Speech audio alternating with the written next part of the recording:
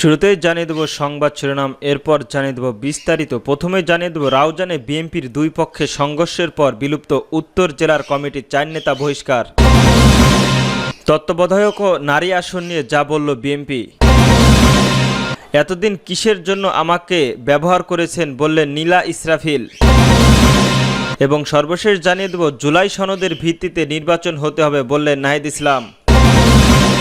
রাউজানে বিএনপির দুই পক্ষের সংঘর্ষের পর বিলুপ্ত উত্তর জেলার কমিটির 4 নেতা বহিষ্কার। চট্টগ্রামের রাউজানের বিএনপির দুই পক্ষের মধ্যে সংঘর্ষের ঘটনা ঘটেছে। অন্তত 20 জন আহত হয়েছেন। এই ঘটনায় জেরে রাতের উত্তরা জেলা বিএনপির আহ্বায়ক কমিটির বিলুপ্ত করার পাশাপাশি 4 নেতাকে বহিষ্কার করেছে কেন্দ্র। মঙ্গলবার 29 জুলাই বিকাল চট্টগ্রামের রাঙামাটি সড়কের সত্তরহাট এলাকার বিএনপির কেন্দ্রীয় ভাইস চেয়ারম্যান গিয়াসউদ্দিন কাদের চৌধুরী ও উত্তর জেলায় বিএনপির আহ্বায়ক গোলাম আকবর খন্দকার অনুসারীদের মধ্যে এই ঘটনা ঘটে। এতে গুলিবদ্ধ হয়েছেন গোলাম আকবর খন্দকার নিজেও। প্রত্যক্ষদর্শীরা জানান নেতাকর্মীদের বহর নিয়ে উপজেলা বিএনপির প্রত্যয় সভাপতির কবর জিয়ারত করতে যান গোলাম আকবর খন্দকার। একই দিনে মোটরসাইকেলে শোভাযাত্রার কর্মসূচি ছিলেন গিয়াসউদ্দিন আহমেদ অনুসারীদেরও। গোলাম আকবরের গাড়িবহর সত্তরহাট এলাকায় পৌঁছালে সেখানে গিয়াসদের কাদের অনুসারীদের মুখোমুখি হন। ওই সময় দুই পক্ষের মধ্যে সংঘর্ষ বেঁধে যায়। এতে দুই পক্ষের অন্তত 20 জন আহত হয়। রাউজান থানার ভারপ্রাপ্ত কর্মকর্তা ওসি মনিরুজ্জামান ইসলাম ভুইয়া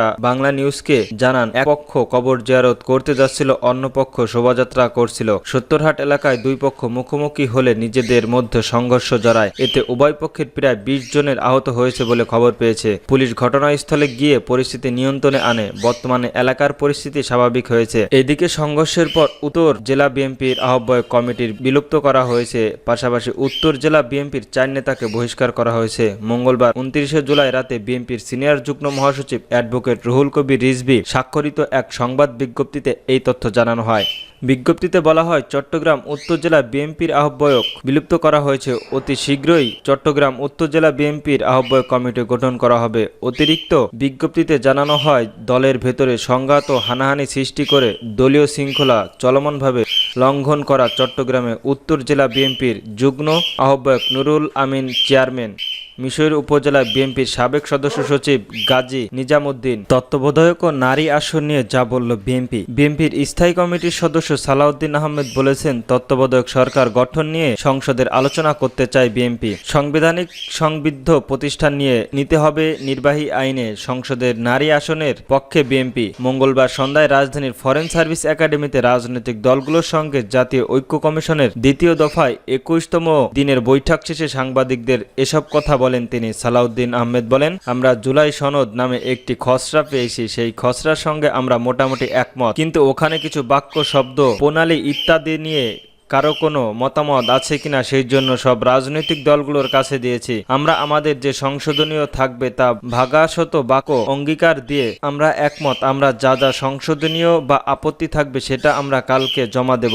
2 বছরের মধ্যে প্রতিশ্রুতিগুলো বাস্তবায়নের ক্ষেত্রে যে অঙ্গীকার চাওয়া রয়েছে সে বিষয়ে আমরা একমত। তত্ত্বাবধায়ক সরকার, নির্বাচন কমিশন, স্বাধীন বিভাগের এবং প্রধানমন্ত্রী পদে একজনকে মেয়াদকাল সর্বোচ্চ 10 বছর, এই 4টির জন্য অন্য কোনো বিষয় সংবিধানের অন্তর্ভুক্ত করতে চায় না বিএনপি। এছাড়াও তত্ত্বাবধায়ক সরকারের নিয়োগ প্রক্রিয়া নিয়ে দেওয়া নতুন প্রস্তাবের আগের প্রস্তাবগুলোতেও একমত না হলে সংসদের উপরে ছেড়ে দেওয়ার কথা বলে দলটি। তা না হলে সংশোধনীয়তে ফিরে যেতে চায় বিএনপির, এমনটা জানিয়েছে বিএনপির স্থায়ী কমিটির সদস্য সালাউদ্দিন আহমেদ। তিনি বলেন, তত্ত্বাবধায়ক সরকারের পরবর্তীতে গণভোটের ব্যবস্থা করেনি যাতে কেউ এই ব্যবস্থায় খুব সহজে পরিবর্তন আনতে না পারে। জুডিশিয়ার পূর্ণতা, স্বাধীনতা ভোগ করতে এবং ডক হিসেবে গণতন্ত্রের রক্ষা কবচ হিসেবে কাজ করবে। সাংবিধানিক প্রতিষ্ঠান হিসেবে নির্বাচন কমিশন স্বাধীনভাবে কাজ করবে। এছাড়াও প্রধানমন্ত্রিত্ব ব্যক্তি জীবনে 10 বছরের বেশি এই পদে থাকতে পারবে না। এতদিন আমাকে কিসের ভিত্তিতে ব্যবহার করেছেন?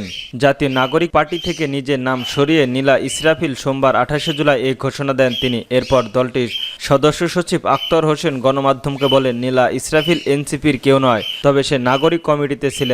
আখতার হোসেন এমন মন্তব্যের পর এনসিপির কাছে নীলা ইসরাফিলের প্রশ্ন, আপনারা এতদিন আমাকে কিসের ভিত্তিতে ব্যবহার করেছেন? নিজেদের ভেরিফাইড ফেসবুকের সোমবার রাতে এক পোস্টে এমন প্রশ্ন করেন নীলা। তিনি বলেন, আজ যখন আপনাদের নেতার অপরাধ, অনাচার এবং লিসপার বিরুদ্ধে আমি মুখ খুলেছি তখন আমি আপনাদের কেউ নয়। এতদিন আমার কণ্ঠ, আমার পরিচয়, আমার ত্যাগ আপনাদের পক্ষে ছিল। এখন তা কোনো সমস্যা ছিল না। আপনারা কি দল করেন নাকি কেবল ক্ষমতা আর নারীকে ব্যবহার করে ছুলে ফেলার জন্য কারখানা চালান? নীলা ইসরাফিল আরো বলেন, আপনাদের অপরাধ ঢাকার জন্য আজ আমাকে অস্বীকার করছেন। সত্য বললেই আমি কি নারী বিচ্ছিন্ন করে দেওয়া হয়? এটা কি আপনাদের নৈতিকতা? এই প্রশ্ন আজ শুধু আমার না, এই প্রশ্ন প্রতিটি নারীর, যাকে আপনারা দলীয় পরিচয় ব্যবহার করেছেন আর পরিচয়ে অপরিচিত বানিয়েছেন। জাতীয় নাগরিক পার্টি আজকে অস্বীকার করছে, কিন্তু প্রশ্ন থেকে যায়, আপনারা কি আমাকে সত্যিই কখনো অন্তর্ভুক্ত করেছিলেন নাকি কেবল নিজেদের স্বার্থে ব্যবহার করেছেন? তিনি বলেন, আমার কণ্ঠ যখন আপনাদের পক্ষ ছিল তখন তো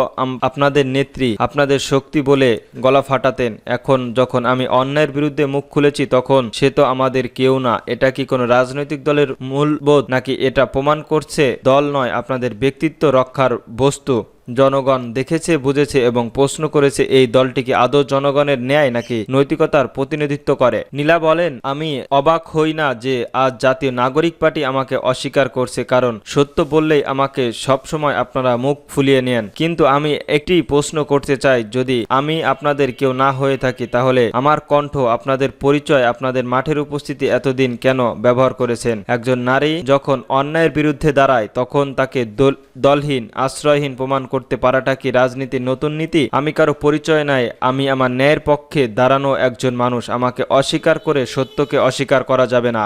জুলাই সনদের ভিত্তিতে নির্বাচন হতে হবে বললেন নাহিদ। জাতীয় নাগরিক পার্টির এনসিপির আহ্বায়ক নাহিদ ইসলাম বলেছেন, 90-এর গণ অভ্যুত্থানের পর রাজনৈতিক দলগুলোর বাংলাদেশের ছাত্র ও জনগণের সঙ্গে প্রতারণা করেছে। ত্রিদলীয় জোটের রূপরেখা তৈরি করা হয়েছিল, এই রূপরেখা কোনো দল মানেনি। ফলে আমরা আর কোনো প্রতারণার সুযোগ দেব না। জুলাই সনদ হতে হবে, এই সনদের ভিত্তিতে নির্বাচন হতে হবে এবং এর আইন ভিত্তিতে থাকতে হবে। নির্বাচিত সরকার গঠন করুক, এই সংস্কার বাস্তবায়নের বাধ্যবাধকতা থাকতে হবে। মঙ্গলবার বিকেলে গাজীপুরের রাজবাড়ী রোডের সরকারি মহিলা কলেজের সামনে বিচার সংস্কার, গণপরিষদ নির্বাচন, জুলাই সনদ ও জুলাই ঘোষণাপত্রের দাবিতে দেশব্যাপী কর্মসূচির অংশ হিসেবে দেশ গড়ার জুলাই পদযাত্রার কর্মসূচিতে তিনি এসব কথা বলেন। নাহিদ বলেন, 5ই আগস্টের মধ্যে জুলাই সনদ এবং ঘোষণাপত্র হতেই হবে, এর বিকল্প আমরা দেখতে চাই। সরকারের জুলাই সনদের খসড়া প্রকাশ করেছে, কিন্তু আমরা বলেছিলাম জুলাই সনদ এবং সংস্কার নিয়ে ঐক্যমত হলে হবে না, সংস্কার কিভাবে বাস্তবায়ন করতে হবে সে বিষয়ে ঐক্যমত হতে হবে। নাহিদ ইসলাম বলেন, আমরা